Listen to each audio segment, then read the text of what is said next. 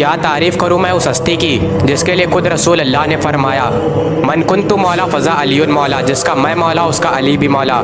जिनके लिए हज़रत उमर ने फरमाया, ला हौला अली ला हलाक उमर, अगर अली ना होते तो उमर हलाक हो चुके होते। मैं बात कर रहा हूँ इस्लाम के चौथे खलीफा, बहादुरों के बहादुर, शेर खुदा हज़रत अली रज़ी अल्लाह ताला अन्हु की। आज की शानदार वीडियो में हम लोग हज़रत अली की दास्तान को जानेंगे, तो बने रहिए वीडियो के एंड तक। दोस्तों, मौला अली की पैदाइश इस दुनिया की सबसे मुक़द्दस जगह यानी कि खाने काबा में हुई थी। मौला अली बाकी बच्चों की तरह ना ही रो रहे थे और ना ही अपनी आंखें खोल रहे थे, लेकिन जब अल्लाह के रसूल ने आपको अपनी गोद में लिया तब आपने अपनी आंखें खोली और आपने सबसे पहले रसूल अल्लाह का चेहरा देखा। दोस्तों, हज़रत अली की वालिदा का नाम फ़ातिमा बिन्ते असद था और हज़रत अली के वालिद अबू तालिब थे। दोस्तों, हज़रत अली रिश्ते में रसूल अल्लाह के चचेरे भाई लगते थे और फिर बाद में मौला अली का निकाह रसूल अल्लाह की बेटी हज़रत फ़ातिमा रज़ी अल्लाह ताला अन्हा से हो गया और इसके बाद आप चचेरे भाई होने के साथ साथ रसूल अल्लाह के दामाद भी बन गए।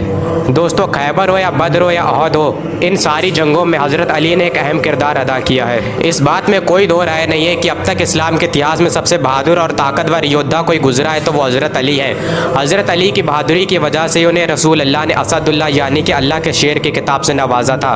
हज़रत अली इस्लाम के चौथे खलीफा भी है। हज़रत उस्मान के बाद हज़रत अली को मुसलमानों ने अपना खलीफा चुना था। हज़रत अली कितने बहादुर थे इस बात का अंदाज़ा आप इसी बात से लगा सकते हैं कि बद्र की जंग में मुसलमानों ने 70 काफिरों को जहन्नुम वासिल किया था, जिसमें से 35 को अकेले हज़रत अली ने कत्ल किया था और 35 को बाकियों ने मिलकर कत्ल किया था। जब मुसलमान मदीने में थे तो इस बात का डर था कि कहीं दुश्मन हमला ना कर दे, तो हज़रत सलमान फ़ारसी रज़ी अल्लाह ताला अन्हु ने सुझाव दिया कि हमें मदीने के चारों तरफ बड़े बड़े खंदक यानी कि बड़े बड़े गड्ढे खोद देने चाहिए। तो सब मुसलमान मिलकर गड्ढे खोदने लगे।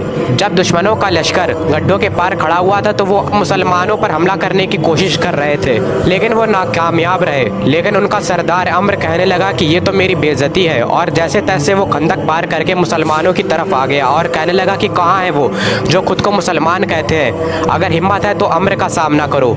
रसूल अल्लाह सल्लल्लाहु अलैहि वसल्लम ने फरमाया कि कौन है जो तुम में से इस मुशरिक को शांत करेगा।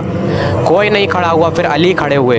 हज़रत अली को देखकर अम्र कहने लगा कि मैं तुम्हें मारना नहीं चाहता, क्योंकि हज़रत अली की उम्र उस वक्त बहुत कम थी। अम्र का मुकाबला कोई भी नहीं करना चाहता था, क्योंकि वो एक जाना माना पहलवान था और ना जाने कितने लोगों से वो अकेला लड़ता था। उसने हज़रत अली पर वार किया और हज़रत अली की ढाल टूट गई और हज़रत अली का कंधा घायल हो गया। अब हैदर कर्रार बना यानी कि पलट पलट कर हमला करने वाला शेर।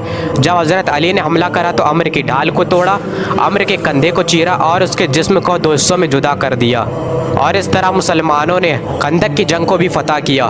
दोस्तों, खैबर एक अहम इलाका था जहाँ पर मुसलमानों पर जुल्म हो रहे थे, इसलिए रसूल अल्लाह सल्लल्लाहु अलैहि वसल्लम ने हज़रत अली को खैबर को फतह करने के लिए भेजा। पहले तो मुसलमानों ने कई बार खैबर पर हमले किए, लेकिन वो नाकामयाब रहे। तब रसूल अल्लाह ने फरमाया कि अब झंडा उसी को दिया जाएगा जो खैबर को फतह करेगा। लोग सोच में थे कि अब वो कौन खुशनसीब होगा जिसे ये झंडा मिलेगा।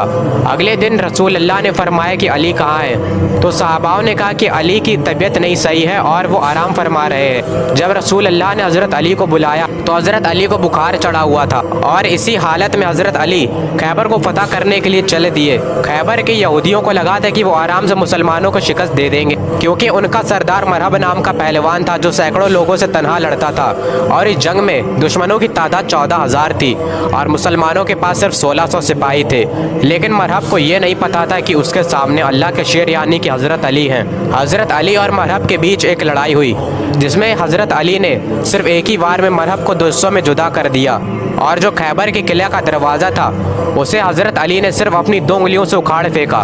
वो दरवाज़ा इतना भारी था कि जंग के बाद सारे मुसलमान मिलकर भी उस दरवाजे को नहीं उठा पा रहे थे, जिसे हज़रत अली ने महज अपनी 2 उंगलियों से उखाड़ फेंका था। तो आप इसी बात से हज़रत अली की ताकत का अंदाज़ा लगा सकते हैं। दोस्तों, ये दौर था हज़रत उस्मान की खिलाफत का। हज़रत उस्मान के घर पर जब हमला हुआ तो हज़रत अली, इमाम हसन और इमाम हुसैन हज़रत उस्मान के घर के बाहर पहरा दे रहे थे, लेकिन हज़रत उस्मान को किसी तरह दुश्मनों ने शहीद कर दिया, जिसके बाद मुसलमानों ने अपना खलीफा हज़रत अली को चुना। हज़रत आयशा चाहती थी कि पहले हज़रत उस्मान के कातिलों का बदला लिया जाए, लेकिन मौला अली का कहना था कि अभी मदीने के हालात सही नहीं है। हज़रत आयशा और मौला अली के बीच सुलह हो गई, लेकिन दोनों लोगों के लश्कर में ऐसे लोग भी मौजूद थे जो चाहते थे कि मुसलमानों के दरमियान जंग हो, और उन्होंने रात में एक दूसरे के लश्कर पर हमला कर दिया और ना चाहते हुए भी जंग हुई। इस जंग का नाम जंगे जमाल था। जंग के बाद हज़रत मुआविया जो चाहते थे कि हज़रत उस्मान के कातिलों का बदला लिया जाए, हज़रत मुआविया जो कि शाम के गवर्नर थे, ये उनकी ज़िद थी कि पहले हज़रत उस्मान के कातिलों का बदला लिया जाए। हज़रत मुआविया की ज़िद जायज़ तो थी, लेकिन मदीने के हालात अभी ठीक नहीं थे। ना चाहते हुए भी हज़रत मुआविया और मौला अली के बीच जंग हुई।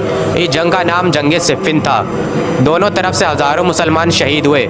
हज़रत अली इस जंग को फतह करने ही वाले थे कि अचानक हज़रत मुआविया के लश्कर ने कुरान को अपने नेज़ों पर बांधकर बुलंद कर दिया और कहने लगे कि हमें कुरान का फ़ैसला मंजूर है, यानी कि हम सुलह के लिए तैयार हैं। सुलह के लिए दोनों तरफ से एक एक इंसान को मुकर्रर किया गया जो कुरान से फ़ैसला कर दे। 6 महीने का वक्त लिया गया, लेकिन कोई भी फ़ैसला नहीं निकला। हकमैन के फ़ैसले से पहले कुछ ऐसे भी लोग थे जो चाहते थे कि फ़ैसला जंग से हो, ना कि सुलह से। इन लोगों को हज़रत अली ने समझाने की बहुत कोशिश की, लेकिन नाकामयाब रहे और मजबूरन इनसे जंग करनी पड़ी। इस जंग में 9 ख्वारिज बच निकले और हज़रत अली, हज़रत मुआविया और हज़रत अम्र बिन अल-आस रज़ी अल्लाह ताला अन्हु को शहीद करने की साजिश बनाने लगे। हज़रत मुआविया और हज़रत अम्र बिन अल-आस तो इनके हमले से बच गए, लेकिन जब हज़रत अली फ़जर की नमाज़ पढ़ाने के लिए कूफा की मस्जिद में आए तो अब्दुर्रहमान बिन मुज़लिम नाम के एक ख्वारिज ने हज़रत अली की पेशानी पर तलवार मारी और हज़रत अली को ज़ख्मी कर दिया। ये तलवार कई दिनों से जहर में डूबी हुई थी और कुछ वक्त के बाद घायल हालत में हज़रत अली को शहादत नसीब हुई। हज़रत अली ने लगभग 5.5 साल खिलाफत की और सबसे मुश्किल खिलाफत का दौर हज़रत अली का ही था। सबसे ज़्यादा बगावतें हज़रत अली के खिलाफत के दौर में ही आईं और इस तरह इस्लाम ने अपना एक बहादुर खलीफा, इस दुनिया ने एक बहादुर जंगजू और मुसलमानों ने एक नायाब हीरा खो दिया। और इसी के साथ हमारी तारीख़ इस्लाम सीरीज़ का ये दूसरा एपिसोड भी ख़त्म हुआ। जल्द मुलाकात होगी एक नए एपिसोड में। जब तक